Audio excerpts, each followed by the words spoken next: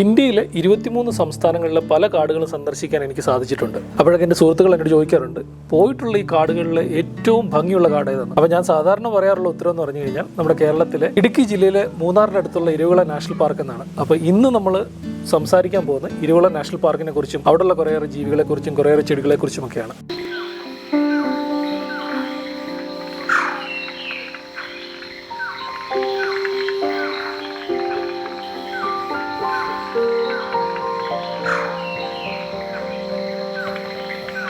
Hello everyone, എൻ്റെ പേര് David Raju. ഞാൻ നാച്ചുറലിസ്റ്റാണ്. ഇന്ത്യയിലെ പല കാടുകളിലും നാച്ചുറലിസ്റ്റായിട്ട് വർക്ക് ചെയ്തിട്ടുണ്ട്. അപ്പോൾ ഇരവികുളത്തിൻ്റെ പ്രത്യേകത എന്ന് പറഞ്ഞാൽ ഇരവികുളം ഇന്ത്യയിലെ തന്നെ ഏറ്റവും ബ്യൂട്ടിഫുൾ ആയിട്ടുള്ള ഒരു നാഷണൽ പാർക്കാണെന്ന് ഞാൻ ഓൾറെഡി പറഞ്ഞല്ലോ.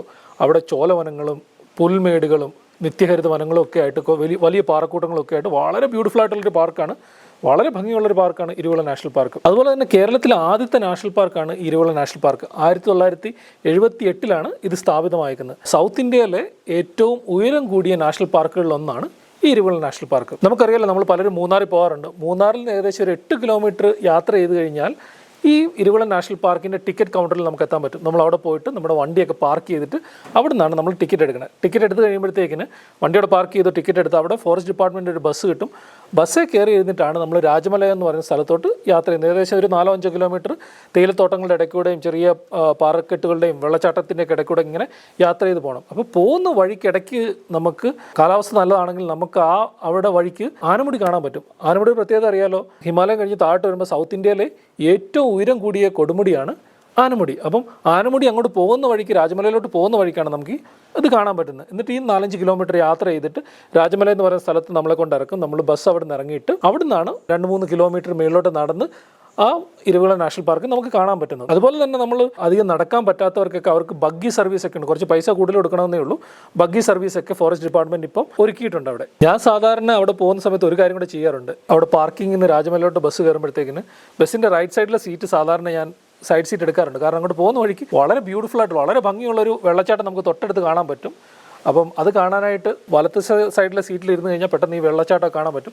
അപ്പം ഇനി പോകുന്നവരൊക്കെ ശ്രദ്ധിക്കുക, വലത്ത് സൈഡിലെ സീറ്റ് കിട്ടിക്കഴിഞ്ഞാൽ ഇത് വെള്ളച്ചാട്ടം എടുക്കാൻ പറ്റും. സാധാരണ ഡ്രൈവർ ഒക്കെ അവിടെ സ്ലോ ചെയ്ത് തരാണ്ട് നമുക്കൊന്ന് വെള്ളച്ചാട്ടം കാണാൻ പറ്റും. അല്ലെങ്കിൽ തിരിച്ചു വരുന്ന സമയത്ത് ലെഫ്റ്റ് സൈഡിൽ ഇരുന്നാലും ഈ വെള്ളച്ചാട്ടം കാണാൻ പറ്റും നമുക്ക്. നമ്മൾ രാജമലയിൽ പോയിട്ട് ബസ് ഇറങ്ങിയാൽ ഉടൻ തന്നെ നമ്മൾ ചുറ്റുപാട് നോക്കുന്ന അടുത്തെങ്ങാനും വരയാടുകൾ നിൽപ്പുണ്ടെന്നാണ്. അപ്പം ഇരുവികുളത്തിൻ്റെ മെയിൻ അട്രാക്ഷൻ എന്ന് പറഞ്ഞാൽ ഈ വരയാടുകൾ തന്നെയാണ്. അതോടൊപ്പം തന്നെ അവിടെ കുറേയേറെ അപൂർവമായ കുറേ ജീവികളും കുറേയേറെ ചെടികളും മരങ്ങളും ഒക്കെ ഉണ്ട്. അപ്പം ഇന്നത്തെ വീഡിയോയിൽ ഞാൻ നിങ്ങളെ കുറേ ജീവികളെയും കുറേ ചെടികളെയൊക്കെ പരിചയപ്പെടുത്തുകയാണ് ഇന്നത്തെ ലക്ഷ്യം. വരയാടുകളെ പറ്റി പറഞ്ഞു തന്നെ നമുക്ക് ആദ്യമായിട്ട് തുടങ്ങാം. വരയാടിന് ഇംഗ്ലീഷിൽ പറയുന്നത് നീലഗിരി താർ എന്നാണ്. വരയാടുകളുടെ ഒരു പ്രത്യേകത എന്ന് പറഞ്ഞാൽ വരയാടുകൾ സാധാരണ ചെങ്കുത്തായിട്ടുള്ള മലനിര, നല്ല വെർട്ടിക്കലായിട്ടുള്ള മലനിരയുടെ അടുത്തൊക്കെയാണ് സാധാരണ നമുക്ക് ഇവിടെ കാണാൻ പറ്റുന്ന ഉയരം കൂടിയ മലനിരകളിലാണ് ഇതിനെ കാണുന്നത്. അപ്പം ഇരുവികുളം എന്ന് പറഞ്ഞാൽ അതിന് ഏറ്റവും ബെസ്റ്റ് ഹാബിറ്റാറ്റുകളിലൊന്നാണ്. കേരളത്തിലും തമിഴ്നാട്ടിലുമാണ് ഈ വരയാടുകൾ സാധാരണയായിട്ട് കാണപ്പെടുന്നത്. കഴിഞ്ഞ വർഷം 2025 Tamil Nadu forest department Kerala forest department join ചെയ്തിട്ട് ഒരു വരയാടുകളെ സർവേ എടുത്തിരുന്നു. അപ്പോൾ ഏകദേശം 2600-ലധികം വരയാടുകളുണ്ടെന്നാണ് കണക്കാക്കപ്പെടുന്നത്. അതിൽ കേരളത്തിൽ ഒരു 1300 എണ്ണം ഉണ്ടെന്ന് കണക്കാക്കപ്പെടുന്നു. അതിൽ തന്നെ ഈ ഇരുവികുളത്ത് ഏകദേശം 840-ലധികം വരയാടുകളെ അവർ കണ്ടെത്തിയിട്ടുണ്ട്. എന്ന് പറഞ്ഞാൽ ലോകത്ത് കാണുന്ന വരയാടുകളുടെ 1% നമുക്ക് ഇരുവികുളത്താണ് കാണാൻ പറ്റുന്നത്. പല സ്ഥലത്തും ഈ വരയാടുകളുള്ള സ്ഥലത്ത് നമുക്ക് പോയി കഴിയുമ്പോഴത്തേക്കിന് നമുക്ക് അടുത്തൊന്നും വരയാടുകളെ കാണാൻ പറ്റത്തില്ല. ഒരു പക്ഷേ തൊട്ടടുത്ത് വരയാടുകളെ കാണാൻ പറ്റുന്നത് ഈ ഇരുവികുളത്ത് മാത്രമാണ്. നമുക്കറിയാം, നമ്മൾ ഈ രാജമലയിൽ ഇറങ്ങി നടക്കുന്ന സമയത്ത് നമ്മുടെ അടുത്തൂടൊക്കെ ഈ കുറേ വരയാടുകൾ വരാനും ആൾക്കാരെ വലിയ മൈൻഡ് ചെയ്യാതൊക്കെ തൊട്ടടുത്തൂടൊക്കെ പോകുന്നതൊക്കെ നമുക്ക് കാണാൻ പറ്റും. ആൾക്കാർ അതിനെ പോയി ഫോട്ടോ എടുക്കുന്നത്, മൊബൈൽ കൊണ്ട് വരെ നല്ല ഫോട്ടോ ഒക്കെ എടുക്കാൻ പറ്റിയ സ്ഥലം എന്ന് പറയുന്നത് ഈ ഇരുവികുളമാണ്. അതുപോലെ തന്നെ വരയാടെന്നുള്ള ഇതിന് മെയിലിന് സാഡിൽ ബാക്ക് എന്ന് പറയാറുണ്ട്. കാരണം അതിൻ്റെ പുറത്ത് സാധാരണ ഇതൊരു ഗ്രേ കളറുള്ള ഒരു ആടാണ്. പുറത്തൊക്കെ ഇച്ചിരി വെളുപ്പോ സിൽവർ കളറിലോ ഒക്കെയുള്ള ചെറിയ മാർക്കിംഗ് ഉള്ള വലിപ്പമുള്ള ആൺ വരയാടുകളെ സാഡിൽ ബാക്ക് എന്ന് പറയാറുണ്ട്. പെണ്ണാടുകൾ ഇച്ചിരി വലിപ്പം കുറഞ്ഞതായിരിക്കും. കുഞ്ഞുങ്ങളെയൊക്കെ നിങ്ങൾക്ക് പല സമയങ്ങളിൽ ഇതിനെ കാണാൻ പറ്റും അവിടെ. വരയാടുകളുടെ കാര്യം പറഞ്ഞു കഴിയുമ്പോഴത്തേക്കും ഈ പേരിനുണ്ട് ഒരു പ്രത്യേകത. വരയാട്, ഈ വരൈ എന്ന് പറഞ്ഞു കഴിഞ്ഞാൽ തമിഴിൽ മൗണ്ടൻ അല്ലെങ്കിൽ മലനിര എന്നാണ് അർത്ഥം. അപ്പം മലനിരകളിൽ കാണുന്ന ആടുകൾക്കാണ് വരയാടുകൾ എന്ന് പേര് വന്നേക്കുന്നത്. അങ്ങനെയാണ്, അല്ല അതിൻ്റെ ദേഹത്ത് വരകളോ കുറികളോ ഒന്നും ഇല്ല. അത് പല ആൾക്കാരും പലപ്പോഴും തെറ്റിദ്ധരിക്കാറുണ്ട്. പലപ്പോഴും അവിടെ പോകുന്ന സമയത്ത് ആൾക്കാർ ചോദിക്കുന്നുണ്ട്, ഈ ആടിൻ്റെ ദേഹത്തൊന്നും വരയില്ല, പിന്നെ എങ്ങനെ ഇന്ന് വരയാടെന്ന് പേര് വരാൻ കാര്യം? ഇത് ആക്ച്വലി തമിഴിലുള്ള ആ വാക്ക് വരൈ എന്ന് പറഞ്ഞാൽ മൗണ്ടൻ.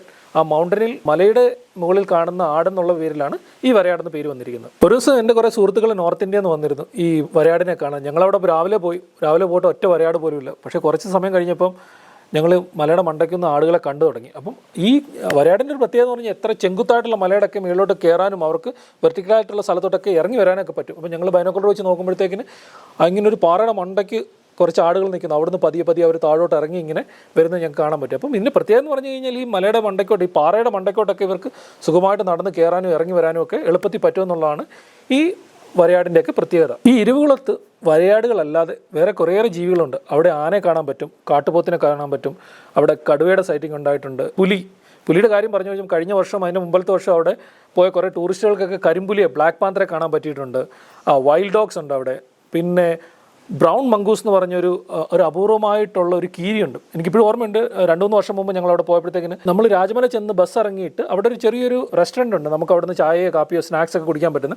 അതിന് തൊട്ട് താഴെയായിട്ട് ഞങ്ങൾ ബൈനോക്കുലർ വെച്ച് ഒബ്സർവ് ചെയ്യുമ്പോഴത്തേക്കിന് 2 കീരികൾ അവിടെ നിൽക്കുന്നു. അപ്പോൾ ഒറ്റ നോട്ടത്തിൽ കണ്ട നമ്മുടെ നാട്ടിലൊക്കെ കാണുന്ന സാധാരണ നാടൻ കീരി അല്ലെങ്കിൽ ഇന്ത്യൻ ഗ്രേ മംഗൂസ് എന്ന് പറഞ്ഞ സ്പീഷീസാണെന്ന് ഓർത്തു. പക്ഷേ പെട്ടെന്ന് നോക്കിയപ്പോഴത്തേക്കിന് മനസ്സിലായി അതിൻ്റെ ദേഹത്തൊക്കെ ഇച്ചിരി ഡാർക്ക്, നല്ല കറുത്ത് നിറച്ചിരി കൂടുതൽ അതിൻ്റെ ഫെയറിനൊക്കെ. അപ്പോൾ അത് കണ്ടപ്പോൾ ഞങ്ങൾക്ക് പെട്ടെന്ന് മനസ്സിലായി ഇതൊരു ബ്രൗൺ മംഗൂസാണ്. അത് അത്യപൂർവമായിട്ട് കാണുന്ന ഉയരം കൂടിയ മലനിരയിലൊക്കെ കാണുന്ന ബ്രൗൺ മംഗൂസാണെന്ന് മനസ്സിലായി. ഇനി നിങ്ങൾ പോകുന്നുണ്ടെങ്കിൽ ഈ ബ്രൗൺ മംഗൂസ് ഒക്കെ ഉണ്ടോ എന്ന് അവിടെ ശ്രദ്ധിക്കണം. അതുപോലെ തന്നെ സ്ട്രൈപ്പ് നെങ് മംഗൂസ്, നല്ല ചെങ്കീരി എന്ന് പറഞ്ഞാൽ ചുവപ്പ് കളറിലും അതിൻ്റെ കഴുത്തിൻ്റെ അവിടെയൊക്കെ നല്ല സ്ട്രൈപ്പുള്ള, ബ്ലാക്ക് സ്ട്രൈപ്പൊക്കെ ഉള്ള ചെങ്കീരികളെ കാണാൻ സാധ്യതയുണ്ട്. പിന്നെ ഒരു സ്ക്വിറലുണ്ട് അവിടെ, ചെറിയൊരു സ്ക്വിറൽ, നീലഗിരി പാം സ്ക്വിറൽ എന്നൊക്കെ പറഞ്ഞ്, അല്ലെങ്കിൽ ഡസ്കി സ്ട്രൈപ്പ് പാം സ്ക്വിറൽ എന്ന് പറഞ്ഞാൽ വളരെ ചെറിയൊരു സ്ക്വിറൽ, അതിൻ്റെ ദേഹത്തോടെ ഇരുണ്ട കറുത്ത വരയൊക്കെ ഉള്ള ചെറിയ പാം സ്ക്വിറലിനെ കാണാൻ പറ്റും. പിന്നെ നമ്മുടെ നീലഗിരി ലങ്കൂർ, കരിമന്തി എന്ന് പറഞ്ഞ് കുരങ്ങിനെയൊക്കെ കാണാൻ പറ്റും.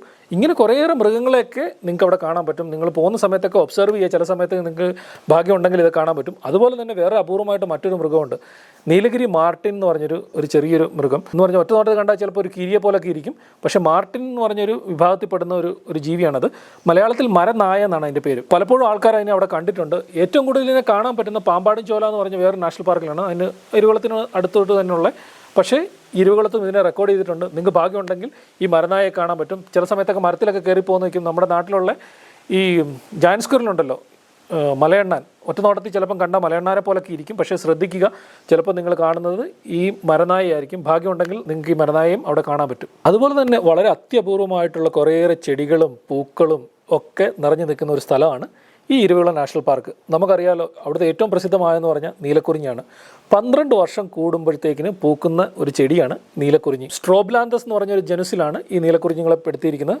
2018 ലാസ്റ്റ് ഈ നീലക്കുറിഞ്ഞി പോത്ത്. നമുക്കറിയാലോ, 2018 പ്രത്യേക കേരളത്തിൽ ഒരു വലിയ ഫ്ലഡ് ഉണ്ടായി, കുറേയേറെ നാശനഷ്ടങ്ങൾ സംഭവിച്ചുകൊണ്ട് അധികം ആൾക്കാർക്കൊന്നും പോയി കാണാൻ പറ്റിയിട്ടില്ല നീലക്കുറിഞ്ഞി പൂക്കുന്നത്. ഇനി അടുത്തത് പൂക്കാൻ പോകുന്നത് 2030 ഈ ഇരുകുളത്ത് നീലക്കുറിഞ്ഞി പൂക്കാൻ പോകുന്നത്. എനിക്ക് പോകാൻ പറ്റി 2018 ഈ ഫ്ലഡൊക്കെ കഴിഞ്ഞ സമയത്ത് ഞാൻ ജസ്റ്റ് ഒന്ന് പോയിട്ട് അവിടെ നീലക്കുറിഞ്ഞിയൊക്കെ പൂത്തിരിക്കുന്നത് കാണാൻ പറ്റിയിട്ടുണ്ട്. നീലക്കുറിഞ്ഞിയെക്കുറിച്ച് പറഞ്ഞു വരുമ്പോഴത്തേക്ക് നിങ്ങളൊന്ന് ഓർത്ത് നോക്കി, 12 വർഷം കൂടുമ്പോൾ എല്ലാ 12 വർഷം കൂടുമ്പോഴത്തേക്കിനും എനിക്ക് തോന്നുന്നു ഓഗസ്റ്റ് മാസമാണ് ഇത് പൂക്കുന്നത്. അതിൻ്റെ ഒരു ടൈം സ്കെയിൽ എന്ന് പറഞ്ഞാൽ ഭയങ്കര ഭീകരമാണ്. നമുക്കിപ്പോൾ ഒരു വർഷം കഴിഞ്ഞിപ്പം അല്ല 6 മാസം കഴിഞ്ഞ് നമുക്കൊരു ഫ്ലൈറ്റ് ബുക്ക് ചെയ്ത് നമ്മളവിടെ യാത്ര ചെയ്യണം. ചില സമയത്തൊക്കെ ട്രെയിനോ ഫ്ലൈറ്റോ ഒക്കെ പിടിക്കേണ്ട സമയത്ത് നമുക്കത് മിസ്സായി പോകാറുണ്ട്. കാരണം നമ്മൾ ചിലപ്പോൾ മറന്നുപോകും. പക്ഷേ ഈ പ്ലാന്റുകളുടെ ഒരു പ്രത്യേകത എന്ന് പറഞ്ഞാൽ ഇവരുടെ ഈ ടൈം സ്കെയിൽ ഭയങ്കരമാണ്. അവർ കൃത്യമായിട്ട് ടൈം ഓർത്ത് വെച്ചിട്ട് അതേ സമയത്താണ് അവർ പൂക്കുകയൊക്കെ ചെയ്യുന്നത്, 12 വർഷം കഴിഞ്ഞിട്ട്. അപ്പം ഈ കുറിഞ്ഞികളുടെ പ്രത്യേകത എന്ന് പറഞ്ഞാൽ കുറിഞ്ഞികൾ കുറേ സ്പീഷീസ് ഉണ്ട് കേരളത്തിൽ അല്ലെങ്കിൽ പശ്ചിമഘട്ടത്തിൽ. ഈ ഇരുവികുളത്ത് തന്നെ 20ലധികം കുറിഞ്ഞികൾ ഉണ്ടെന്നാണ് കരുതപ്പെടുന്നത്. അതിൻ്റെ അകത്ത് തന്നെ ഒരു സ്ട്രോബ്ലാന്തസ് ആൻഡേഴ്സണി എന്ന് പറഞ്ഞൊരു സ്പീഷീസ് ഉണ്ട്. അത് ഇരുകുളത്ത് മാത്രമാണുള്ളത്. അത് പൂക്കുന്നത് 10 വർഷം കൂടുമ്പോഴാണെന്നാണ് കരുതപ്പെടുന്നത്. ഈ കുറിഞ്ഞികളെക്കുറിച്ചൊക്കെ പഠിക്കുന്ന ഒരു സാറുണ്ട്, ഡോക്ടർ ജോമി അഗസ്റ്റിൻ എന്ന് പറഞ്ഞ്. അദ്ദേഹം ആണ് ആ കുറിഞ്ഞിയൊക്കെ റീഡിസ്കവർ ഒക്കെ ചെയ്യുന്നത്. അദ്ദേഹം കുറേയേറെ കുറിഞ്ഞികളെക്കുറിച്ച് പഠിക്കുകയും അതിനെക്കുറിച്ച് വളരെ ബ്യൂട്ടിഫുൾ ആയിട്ടൊരു പുസ്തകം എഴുതിയിട്ടുണ്ട്. ഞാൻ ആ പുസ്തകത്തിൻ്റെ ഫോട്ടോ ഇടാം, പറ്റുമെങ്കിൽ നിങ്ങൾ അതൊക്കെ മേടിക്കണം. വളരെ ബ്യൂട്ടിഫുൾ ആയിട്ട് ഈ കുറിഞ്ഞികളെക്കുറിച്ച് പ്രതിപാദിച്ചിട്ടുള്ള ഒരു പുസ്തകമാണ് ഈ ജോമി അഗസ്റ്റിൻ സാറിൻ്റെ ഈ പുസ്തകം. കുറിഞ്ഞികളെക്കുറിച്ച് പറഞ്ഞു വരുമ്പോഴത്തേക്കും വേറെ ചെടിയെക്കുറിച്ചും എനിക്ക് പറയണം. കാരണം നമുക്കറിയാലോ, 12 വർഷം കൂടുമ്പം ഇരുകുളത്തുള്ള മലനിര മൊത്തം പൂത്ത് നിൽക്കുക, നല്ല നീല കളർ നിൽക്കുന്നതാണ് ഈ കുറിഞ്ഞികൾ. പക്ഷേ ഈ കുറിഞ്ഞികൾ 1-2 മാസം കഴിയുമ്പോൾ അതിൻ്റെ പൂവൊക്കെ വാടിയിട്ട് ഈ ചെടിയും നശിച്ചു പോകും. ചെടി നശിച്ചു പോയിക്കുമ്പോഴത്തേക്കും അതിൻ്റെ റൂട്ടിൽ നിന്ന്, അതിൻ്റെ വേരിൽ നിന്നൊരു ഫ്ലവർ വരും, ഒരു പാരസൈറ്റിക് ഫ്ലവർ. ക്രിസ്റ്റിസോണിയ എന്നാണ് പറയുന്നത്. ക്രിസ്റ്റിസോണിയ ജനുസിൽപ്പെട്ട കുറേയേറെ ഫ്ലവേഴ്സ് ഉണ്ട്. അതിൻ്റെ അകത്ത് തന്നെ ക്രിസ്റ്റിസോണിയ ട്യൂബുലോസ് എന്ന് പറഞ്ഞൊരു ഫ്ലവർ ഉണ്ട്. ആ ഫ്ലവർ ഈ നീലക്കുറിഞ്ഞി നശിച്ചു കഴിയുമ്പോഴത്തേക്കും അതിൻ്റെ വേരിൽ നിന്ന് ഈ ക്രിസ്റ്റിസോണിയ ട്യൂബുലോസ് എന്ന് പറഞ്ഞൊരു ഫ്ലവർ വരും. ആ ഫ്ലവറിൻ്റെ പ്രത്യേകത എന്ന് പറഞ്ഞു കഴിഞ്ഞാൽ ആ ഫ്ലവറിന് 12 വർഷത്തെ ലൈഫ് സൈക്കിളുണ്ട്. എന്ന് പറഞ്ഞു കഴിഞ്ഞാൽ ഈ ഫ്ലവർ ഒരു 2-3 ആഴ്ച അവിടെ നിന്നിട്ട് അതിൻ്റെ സീഡ്സും പോർസും ഒക്കെ താഴെ വേരിലും ഒക്കെ കിടന്നിട്ട് 12 വർഷം കഴിഞ്ഞിട്ട് നീലക്കുറിഞ്ഞി വീണ്ടും പൂത്ത് കഴിയുമ്പോഴത്തേക്കിന് നീലക്കുറിഞ്ഞി പിന്നെയും നശിച്ചു പോയി കഴിഞ്ഞ് അത് കഴിഞ്ഞിട്ടാണ് പിന്നെയും ഈ ക്രിസ്റ്റിസോണിയ എന്ന് പറഞ്ഞ ഫ്ലവർ പിന്നെയും വരുന്നത്. അപ്പോൾ ഓർത്ത് നോക്കി അതിൻ്റെ തമ്മിലുള്ള റിലേഷൻ. ഈ നീലക്കുറിഞ്ഞിയെ പോലെ തന്നെ ഇതിൻ്റെ ഒരു പാരസൈറ്റിക് ഫ്ലവറാണ് ഈ ക്രിസ്റ്റിസോണിയ. അതിനുകൊണ്ട് 12 വർഷത്തെ ഈ ലൈഫ് സൈക്കിൾ. അതുപോലെ തന്നെ ഇരുവികുളത്ത് കുറേയേറെ അപൂർവമായിട്ടുള്ള ഓർക്കിഡുകളും കാണാറുണ്ട്. ഏകദേശം 50-ലധികം സ്പീഷീസ് ഓർക്കിഡ് അവിടുന്ന് റെക്കോർഡ് ചെയ്തിട്ടുണ്ട്. കുറേ എണ്ണത്തിന് ഞാൻ പടങ്ങൾ ഇവിടെ ഇടാം. ഇപ്പം ഡിസ്പെരിസ് നീലഗ്രീൻസസ് എന്ന് പറയുന്നതും കുറേ ഡെൻഡ്രോബിയം സ്പീഷീസും സറ്റൈറ എന്ന് പറഞ്ഞ സ്പീഷീസുകളും അതൊക്കെ വളരെ ബ്യൂട്ടിഫുൾ ആയിട്ടുള്ള ഓർക്കിഡുകളൊക്കെ ഉണ്ട്. നിങ്ങൾ രാജമല വഴി ഇങ്ങനെ നടക്കുന്ന സമയത്ത് ശ്രദ്ധിച്ചു കഴിഞ്ഞാൽ അറിയാം, ആ ചെടിയുടെ ഇടയ്ക്കൊക്കെ ഇങ്ങനെ ഓർക്കിഡൊക്കെ പൂത്ത് വയ്ക്കുന്ന വളരെ അപൂർവമായിട്ടുള്ള പല ഓർക്കിഡുകളും നമുക്ക് ഇരുവികുളത്ത് കാണാൻ പറ്റും. അതുപോലെ തന്നെ ഇരുവികുളത്ത് കാണുന്ന കുറേയേറെ രസകരമായിട്ടുള്ള പൂക്കളുണ്ട്. നമ്മുടെ നാട്ടിലൊക്കെ നമ്മുടെ ബാൾസോ എന്ന് പറയുന്ന ചെടി വളർത്താറുണ്ടല്ലോ, ചെറിയ പൂക്കളൊക്കെ നമ്മൾ വീട്ടിലൊക്കെ ചെടിച്ചട്ടിയിലൊക്കെ വളർത്താറുണ്ട്. അതിൻ്റെ കുറേ വൈൽഡ് വെറൈറ്റീസ് ആയിട്ടുള്ള കുറേയേറെ സ്പീഷീസുകൾ ഈ ഇരുവികുളത്തുണ്ട്. ഇരുവികുളത്ത് എനിക്ക് തോന്നുന്നു അകത്ത് നാഷണൽ പാർക്കിനകത്ത് ഒരു 20 സ്പീഷീസൊക്കെ കിട്ടും. അതിനോട് തൊട്ടടുത്ത് കിടക്കുന്ന സ്ഥലങ്ങളൊക്കെ നോക്കിക്കഴിഞ്ഞാൽ ഏകദേശം 50-ലധികം സ്പീഷീസ് ഇരുവികുളത്ത് കാണാൻ പറ്റും. ഞങ്ങൾ ഇതിനു വേണ്ടി തന്നെ 1-2 ട്രിപ്പൊക്കെ ചെയ്തിട്ടുണ്ട് അവിടെ ഇതിനെ കാണാൻ വേണ്ടിയിട്ടൊക്കെ തന്നെ. നല്ല റെഡ് കളറിലുള്ള ഇംപേഷ്യൻസ് ഫിനിഷിയ എന്നൊക്കെ പറഞ്ഞിട്ടും ഇംപേഷ്യൻ പാരസൈറ്റിക്ക, നല്ല റെഡ് കളറുള്ള മരത്തേലൊക്കെ വളരുന്ന പാരസൈറ്റ് പോലെ വളരുന്ന ബ്യൂട്ടിഫുൾ ആയിട്ടുള്ള കുറേ ഇംപേഷ്യൻസ് ഉണ്ട്. പിന്നെ വയലറ്റ് കളറിലുള്ള ഇംപേഷ്യൻസ് വൈലേഷ്യ എന്ന് പറഞ്ഞ സ്പീഷീസുകൾ. ഇങ്ങനെ കുറേയേറെ ഇംപേഷ്യൻസിൻ്റെ ഒരു വളരെ വലിയ ലോകം തന്നെ ഈ ഇരുവികുളത്തുണ്ട്. നമ്മളൊക്കെ ഇങ്ങനെ നടക്കുന്ന സമയത്ത് ചിലപ്പോൾ ഇഗ്നോർ ചെയ്ത് വിടുന്ന കുറേയേറെ ബ്യൂട്ടിഫുൾ ആയിട്ടുള്ള ചെടികളൊക്കെ ഉണ്ട്. ഞാൻ കുറേ എണ്ണത്തിൻ്റെ ഫോട്ടോസ് ഇവിടെ വെക്കാം. അപ്പോൾ നിങ്ങൾക്ക് കണ്ടാൽ മനസ്സിലാവും എത്ര ബ്യൂട്ടിഫുൾ ആയിട്ടുള്ള ലോകമാണ് ഈ ബാൾസത്തിൻ്റെ അവിടെ ഉള്ളതെന്നുള്ളത്. അതുപോലെ നിങ്ങൾ ഇരുവികുളത്തൊക്കെ പോകുന്ന സമയത്ത് ചിലപ്പോൾ കാണുന്ന ഒരു ചെറിയ മരം അവിടെ കാണും. റോഡോഡെൻഡ്രോൺ എന്ന് പറഞ്ഞൊരു മരമാണ്. നല്ല ചോപ്പ് ഫ്ലവറൊക്കെ ആയിട്ട് വളരെ ബ്യൂട്ടിഫുൾ ആയിട്ടുള്ളൊരു മരം കാണാം. ഇത് ഹൈ ആൾട്ടിറ്റ്യൂഡ്, വളരെ ഉയരം കൂടിയ മലനിരങ്ങളിൽ മാത്രം വളരുന്നൊരു ചെടിയാണിത്. ഒരു ചെറിയ മരമാണിത്. അപ്പോൾ ഈ റോഡോഡെൻഡ്രത്തിൻ്റെ ഒരു പ്രത്യേകത എന്ന് പറഞ്ഞാൽ സാധാരണ റോഡോഡെൻഡ്രം ഒക്കെ ഹിമാലയത്തിലാണ് കാണുന്നത്. കുറേയേറെ സ്പീഷീസുകൾ റോഡോഡെൻഡ്രം ഹിമാലയത്തിൽ നമുക്ക് കാണാൻ പറ്റും. അവിടെ ചെന്ന് പല കളറുകളിൽ കാണാൻ പറ്റും. നമുക്കിവിടെ സാധാരണയായിട്ട് കാണുന്ന ചുവപ്പ് കളറിലുള്ള റോഡോഡെൻഡ്രം സ്പീഷീസാണ് കാണുന്നത്. എനിക്ക് തോന്നുന്ന റോഡോഡെൻഡ്രം അർബോറിയ എന്ന് പറഞ്ഞ സ്പീഷീസാണ് ഇവിടെ നമുക്ക് സാധാരണ കാണുന്നത്. ആ സ്പീഷീസിൻ്റെ ഫ്ലവറിലൊക്കെ പലതരത്തിലുള്ള പക്ഷികളൊക്കെ വന്നിരിക്കുന്നത് കണ്ടിട്ടുണ്ട്. ഞങ്ങൾക്കൊക്കെ തന്നെ ബ്ലാക്ക് ബേർഡൊക്കെ അതിൻ്റെ ഫ്ലവറിലൊക്കെ വന്നിരിക്കുന്നത് നല്ല ഫോട്ടോ ഒക്കെ എടുക്കാൻ പറ്റിയിട്ടുണ്ട്. അപ്പം റോഡോഡെൻഡ്രത്തിൻ്റെ കാര്യം പറഞ്ഞാലും വേറെ പ്രത്യേകത ഉണ്ട്. റോഡോഡെൻഡ്രോം താറെന്ന് പറയുന്നത് ഹിമാലയൻ താർ എന്ന് പറഞ്ഞൊരു നമ്മുടെ ഈ വരയാടിൻ്റെ വർഗ്ഗത്തിൽപ്പെട്ട വേറൊന്നാണ്. നീലഗിരി താർ പോലെ തന്നെ വരയാടിൻ്റെ വർഗ്ഗത്തിൽപ്പെട്ടതാണ് ഹിമാലയൻ താർ. അത് ഹിമാലയത്തിൽ കാണുന്നു. റോഡോഡെൻഡ്രം അവിടെ കാണുന്നു. അതിൻ്റെ കൗണ്ടർ പാർട്ടുകളാണ് നമ്മുടെ നാട്ടിൽ സൗത്ത് ഇന്ത്യയിൽ അല്ലെങ്കിൽ നമ്മുടെ ഇരുവികുളത്ത് കാണുന്ന ഈ നീലഗിരി താറും ഈ റോഡോഡെൻഡ്രം. ഇനി നിങ്ങൾ പോകുമ്പോഴത്തേക്കും ഈ മരമൊക്കെ അവിടെ ഉണ്ടോ എന്നൊന്ന് ചെക്ക് ചെയ്യുക. അതുപോലെ കുറേയേറെ പക്ഷികളും നമുക്ക് ഇരുവികുളത്ത് കാണാൻ പറ്റും. ഇരുവികുളത്ത് ഏകദേശം ഒരു 200-ലധികം പക്ഷികളുണ്ട്. അതിൻ്റെ ഔട്ടർ സ്ഥലങ്ങളിലെല്ലാം കൂട്ടിയിട്ട് നാഷണൽ പാർക്കിൽ ഒരുപക്ഷെ 100-ലധികം പക്ഷികളെ കാണാൻ സാധ്യതയുള്ളൂ. ഇത് ഹൈ ആൾട്ടിറ്റ്യൂഡിലുള്ള കുറേയേറെ എൻഡമിക് പക്ഷികൾ എന്ന് പറഞ്ഞാൽ അവിടെ മാത്രം കാണുന്ന നമ്മുടെ വെസ്റ്റേൺ ഘാട്ടിൽ പശ്ചിമഘട്ടത്തിൽ എൻഡമിക് ആയിട്ടുള്ള കുറേയേറെ യുണീക്കായിട്ടുള്ള പക്ഷികളൊക്കെ ഉണ്ട്. നിങ്ങൾ നടക്കുന്ന സമയത്ത് ചെറിയ ചോലക്കാടുകളൊക്കെ ഉണ്ട്. അതിൻ്റെ അകത്ത് ചെറിയ പക്ഷികളിരുന്ന് അങ്ങോട്ടും ഇങ്ങോട്ട് ചാടി കളിക്കുന്ന കാണാം. ചിലപ്പോൾ ഓറഞ്ച് കളറും ബ്ലാക്ക് കളറുള്ള ചെറിയൊരു fly catcher, black and orange fly catcher എന്ന് പറഞ്ഞാൽ വളരെ ബ്യൂട്ടിഫുൾ ആയിട്ടുള്ളൊരു പക്ഷിയെ കാണാൻ പറ്റും. നീലഗിരി ഫ്ലൈ കാച്ചർ, നല്ല നീല കളറുള്ള നീലഗിരി ഫ്ലൈ കാച്ചറിനെ കാണാൻ സാധ്യതയുണ്ട്. വൈറ്റ് ബെല്ലീഡ് ഷോലക്കിളി എന്ന് പറഞ്ഞൊരു പക്ഷിയുണ്ട്. അതൊക്കെ ഈ ചോലവനങ്ങളുടെ ഇടയ്ക്ക് നല്ല തിക്കായിട്ടുള്ള മരങ്ങളുടെ ഇടയ്ക്കൊക്കെ ഇരിക്കുന്നത് കാണാൻ പറ്റും. പിന്നെ ആ പാറക്കൂട്ടങ്ങളുടെയും ഈ പുല്ലിനോടൊക്കെ ചേർന്നിട്ട് നീലഗിരി പിപ്പിറ്റ് എന്ന് പറഞ്ഞ് ഒരു എൻഡമിക് പക്ഷി, അതിനെ അവിടെ കാണാൻ പറ്റും. പളനി ലാഫിംഗ് ത്രഷ്, വളരെ ബഹളമൊക്കെ ഉണ്ടാക്കിയിട്ട് ചിലച്ചോണ്ടൊക്കെ അതിൽ പറന്ന് നടക്കുന്നൊരു പക്ഷിയുണ്ട്, പളനി ലാഫിംഗ് ത്രഷ്. ആ പക്ഷികളെ കാണാൻ പറ്റും. ഇപ്പോൾ പിന്നെ ഒരു പക്ഷി എന്ന് പറഞ്ഞു കഴിഞ്ഞാൽ ബ്രോട്ടെയിൽ ഗ്രാസ് ബേർഡ് എന്ന് പറഞ്ഞ് ഈ പുല്ലുകളുടെ ഇടയ്ക്ക് കാണുന്ന ഒരു പക്ഷിയാണ്. അതും നമ്മുടെ പശ്ചിമഘട്ടത്തിലെ ഒരു എൻഡമിക് പക്ഷിയാണ് ബ്രോട്ടെയിൽ ഗ്രാസ് ബേർഡ്. അതിനെ നിങ്ങൾക്ക് ഭാഗ്യമുണ്ടെങ്കിൽ കാണാൻ പറ്റും. അപ്പോൾ നിങ്ങൾ പോകുന്ന വഴിക്ക് ഈ പക്ഷികളൊക്കെ ശ്രദ്ധിച്ചിട്ട് പോവുക. കുറേയേറെ പക്ഷികൾ ഭാഗ്യമുണ്ടെങ്കിൽ നിങ്ങൾക്ക് കാണാനായിട്ട് പറ്റും. അവിടെ കുറേയേറെ ചിത്രശലഭങ്ങളെ നമുക്ക് ഇരുവികുളത്ത് കാണാൻ പറ്റും. ഏകദേശം 100-ലധികം സ്പീഷീസിനെ അവിടെ നിന്ന് റെക്കോർഡ് ചെയ്തിട്ടുണ്ട്. ഉയരം കൂടിയ മലനിര ആയതുകൊണ്ട് ഡൈവേഴ്സിറ്റി വളരെ കുറവായിരിക്കും. എന്നിരുന്നാലും Nilgiri tiger, red disc bush brown, Palani bush brown എന്ന് പറഞ്ഞൊരു ബട്ടർഫ്ലൈ, നീലഗിരി ക്ലൗഡഡ് യെല്ലോ എന്ന് പറഞ്ഞൊരു ബട്ടർഫ്ലൈ ഉണ്ട്. അതിനെയൊക്കെ നിങ്ങൾക്ക് അപൂർവമായിട്ട് അവിടെ കാണാൻ പറ്റും. അതുപോലെ തന്നെ അപൂർവമായിട്ടുള്ള കുറേയേറെ തുമ്പികൾ അവിടെ കാണാൻ പറ്റും. അതിൻ്റെയൊക്കെ 1-2 എണ്ണത്തിൻ്റെയൊക്കെ ഫോട്ടോ ഞാൻ ഇടാം. അതുപോലെ തന്നെ അത്യപൂർവമായിട്ട് കുറേയേറെ തവളകളും അവിടെ കാണുന്നുണ്ട്. ഏകദേശം 30-ലധികം സ്പീഷീസ് തവളകളൊക്കെ അവിടെ കാണാറുണ്ട്. അതിൻ്റെ അകത്ത് തന്നെ എടുത്തു പറയേണ്ട 1-2 സ്പീഷീസുകളുണ്ട്. ഇപ്പം വളരെ വലിപ്പം കുറഞ്ഞിട്ടുള്ള റെസ്പ്ലൻഡൻറ്റ് ബുഷ് ഫ്രോഗ് എന്ന് പറയുന്നത് നല്ല ചോപ്പ് കളറിലുള്ള വളരെ ബ്യൂട്ടിഫുൾ, ഒരുപക്ഷെ ഇന്ത്യയിലെ തന്നെ ഏറ്റവും സൗന്ദര്യമുള്ള തവളിലൊന്ന് നമുക്ക് ഇരുവികുളത്ത് കാണാൻ പറ്റും. പിന്നെ കുറേ ഹൈ ആൾട്ടിറ്റ്യൂഡ് ട്രീ ഫ്രോക്സ് ഉണ്ട്. അവിടെ കാണുന്ന ഗാട്ടിസാലക്സ് എന്ന് പറഞ്ഞ ജനുസിൽപ്പെട്ട 2 സ്പീഷീസ് തവളകൾ അവിടെ കാണുന്നുണ്ട്. കുറേയേറെ Bush frocks, Kodaikanal Bush frocks എന്ന് പറയുന്ന കുറേയേറെ ബുഷ് ഫ്രോക്സിനെ അവിടെ കാണാറുണ്ട്. അത് പല മോർഫിലൊക്കെ ഉണ്ട്. കൊടൈക്കനാൽ ബുഷ് ഫ്രോഗിൻ്റെ പല മോർഫിലുള്ള തവളകൾ അവിടെ കാണാൻ പറ്റും. എനിക്കിപ്പോഴും ഓർമ്മയുണ്ട്, 2011 ഈ റെസ്പ്ലൻഡൻസ് ബുഷ് ഫ്രോഗിനെ കാണാൻ വേണ്ടിയിട്ട് ഞാനും ഡോക്ടർ അനിൽ സക്കറിയ എന്ന് പറഞ്ഞ ഈ തവളകളെക്കുറിച്ച് പഠിക്കുന്ന എൻ്റെ ഒരു സാറും പിന്നെ തിരുവനന്തപുരത്തുള്ള ഞങ്ങളുടെ ഒരു സുഹൃത്തുണ്ട് ഈ കുഞ്ഞികൃഷ്ണൻ എന്ന് പറഞ്ഞൊരു സാറ്.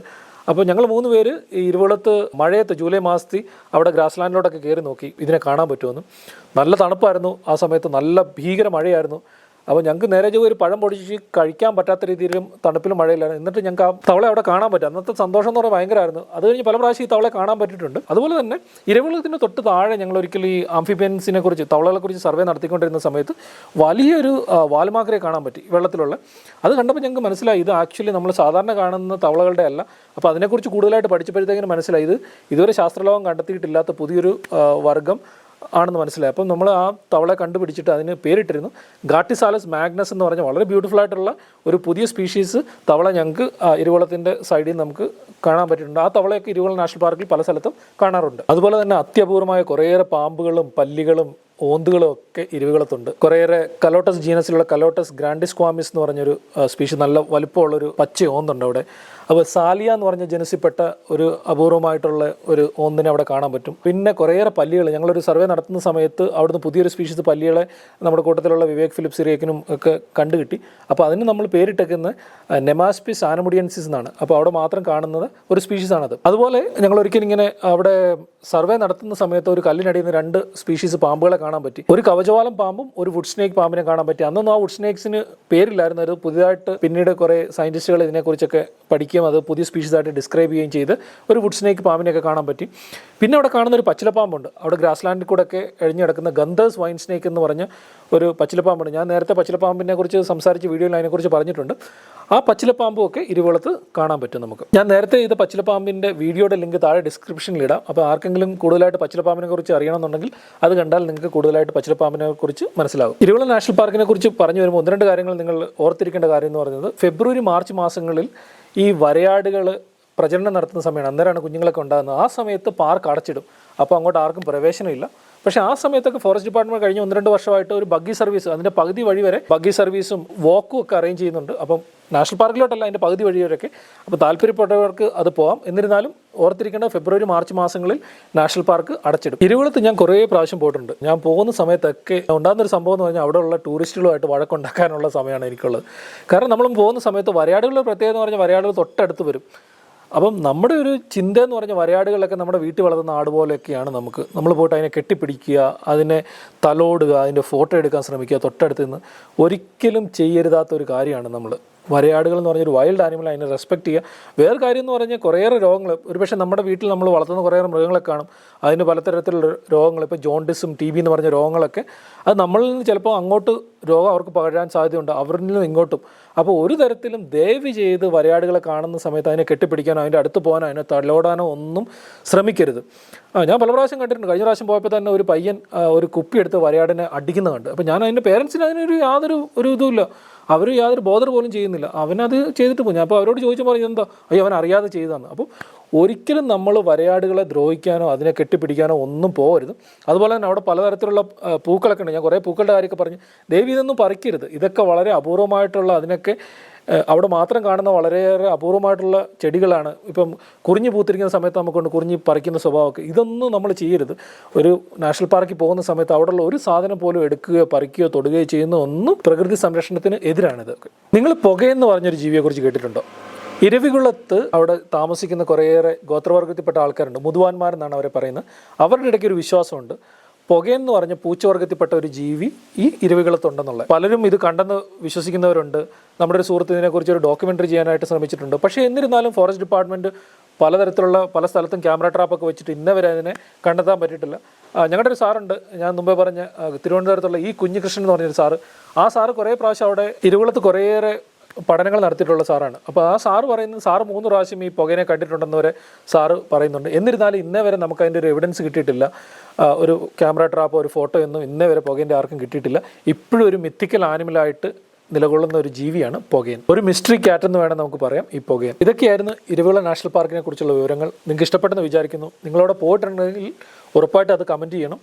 ഇങ്ങനെ ഇന്ത്യയിലെ പല കാടുകളെക്കുറിച്ചും വീഡിയോ ചെയ്യാനായിട്ട് താല്പര്യമുണ്ട്. ഉടനെ അതിനെക്കുറിച്ച് ചെയ്യുന്നതായിരിക്കും. Keep watching my channel. Thank you so much.